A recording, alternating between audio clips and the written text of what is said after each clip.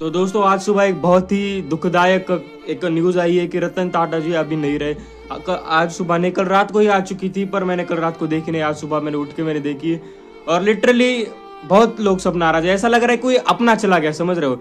जैसे ऐसे कोई दूसरा इंसान ने कोई अपना चला गया। इतने सभी लोग पूरे देश में पूरे नाराज है, मेरे पापा नाराज है, पूरे देश के सारे लोग नाराज हैं।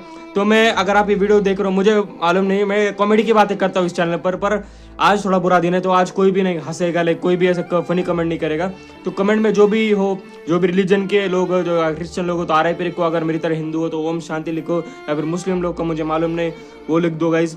पर आज का दिन आई थिंक मुझे लगता है कि सबसे आई थिंक बुरा दिन होगा, क्योंकि रतन टाटा जी जिन्होंने $102 बिलियन, जितनी लोगों की नेटवर्थ होती है और जितनी लोग नेटवर्क पे लाइक मजा करते कि इतनी मेरी नेटवर्थ है, फ्लेक्स करते हैं, उतने पैसे तो उन्होंने सिर्फ डोनेशन में दे चैरिटी में दे चुके थे। और मैं जब वहाँ पर ताज होटल में गया था, मैं एक दो बार ताज होटल में गया तो वहाँ पर देखता हूँ कि वहाँ पर भी गरीबों की बहुत ही ज़्यादा रिस्पेक्ट किया जाता है। अगर कुत्ते, आप डॉग्स जो होते हैं वो एकदम ताज होटल के सामने घूमते हैं, अंदर भी जाते हैं कभी कभी, पर वहाँ पर कोई कुछ नहीं एकदम ऑब्जेक्शन उठाता, क्योंकि रतन टाटा जी का ऑर्डर था कि वहाँ पर कुछ नहीं करना चाहिए, क्योंकि इतने ग्रेट थे वो। और लाइक ऐसा लग रहा है कि भाई ऐसा कि भारत रत्न चला गया। एक तो देश का जो रत्न होता है, देश का जो गोल्ड होता है या फिर डायमंड होता है, वो चला गया ऐसा लग रहा है। पिछले बहुत सारे दिन से न्यूज़ आ रही थी कि उनको एडमिट किया गया था, उनको लाइक थोड़े हॉस्पिटल में थे, वो ऐसी न्यूज़ आ रही थी। और तभी लोगों ने स्पेकुलेट करना शुरू कर दिया था, पर वो बाद में उनका कंफर्मेशन भी आया था कि एक नॉर्मल मेडिकल कंडीशन के लिए वो गए थे हॉस्पिटल में, बाकी सिर्फ थोड़ी नॉर्मल चेकअप के लिए गए थे। पर कल ही रात को आ गई ये न्यूज़ आई है कि रतन टाटा जी अब नहीं रहे। तो इसकी वजह से लाइक बहुत ही नाराज़ हूँ, मैं नाराज़ हूँ, आप नाराज़ हो, सभी नाराज़ हो। और जेमा वो पर्सन जाए ना, देखो डेथ किसी को नहीं आनी चाहिए, दुश्मन को भी ना आए, किसी को भी नहीं आनी चाहिए, पर ऐसे इंसान को कभी नहीं आनी चाहिए जो इतना ग्रेट हो, समझ रहे हो?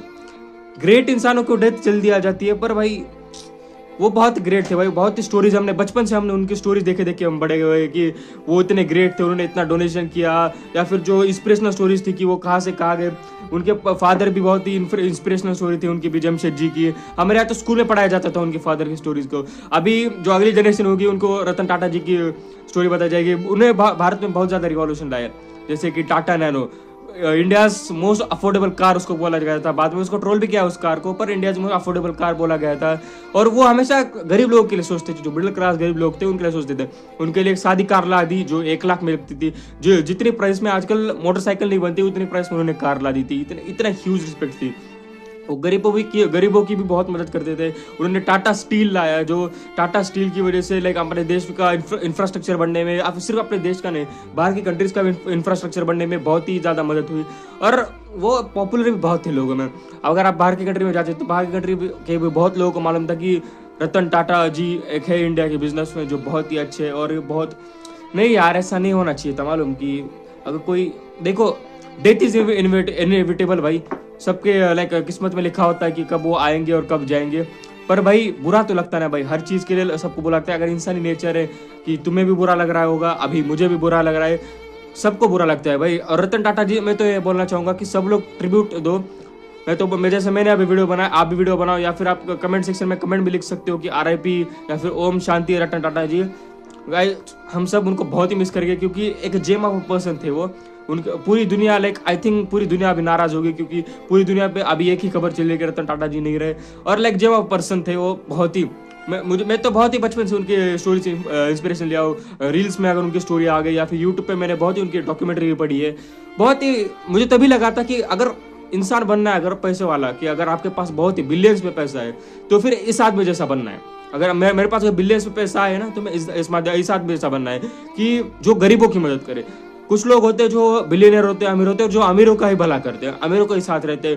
पर रतन टाटा जी पूरे अलग थे। वो एकदम अमीर होके भी इतना ज़्यादा उनका लाइक उनके पास पैसा हो गया, इतनी ज़्यादा उनके पास शोहरत होके भी वो गरीबों के लिए ध्यान रखते थे। वो लोग मिडिल क्लास लोगों के लिए ध्यान रखते थे। इसलिए मैं बोल रहा हूँ कि ऐसे जो लोग थे, लोग मुझे महाराष्ट्र की सरकार ने भी अभी अपील की है कि उनको भारत रत्न दिया जाए। और क्यों नहीं देना चाहिए बताओ मुझे? मुझे लगता है कि मोस्ट प्रोबेबली 100% वो एक्सेप्ट हो जाएगा, उनको भारत रत्न दिया जाएगा। पर भारत रत्न भी उनके लिए बहुत छोटा अवार्ड है। भारत रत्न बहुत बड़ा अवार्ड होता है कि सचिन तेंदुलकर जी को मिला है, बहुत सारे बड़े बड़े लोगों को मिला है। पर भारत रत्न उनके लिए कम होगा, क्योंकि उन्होंने जो काम किया है ना, उसके लिए भाई यू कांट जस्ट डिनाई और यू कांट जस्ट फॉरगेट और सैक्रिफाइस समथिंग।